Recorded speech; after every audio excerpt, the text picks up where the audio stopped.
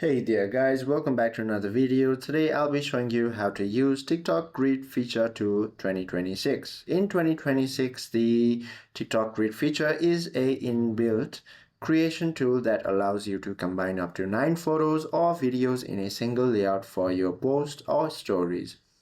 For using this tool, all you have to do is go ahead and tap on this plus icon as if you are going to post something or take a video. Now go ahead and tap on your media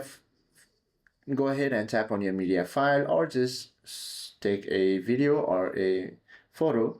Now once you have selected your specific media, you can select it up to 9 medias. Once you have done so, go ahead and tap on this next button, or you will find this option called use layout. Now once you tap on this use layout option, your photos and your videos will be automatically set as a grid in a grid.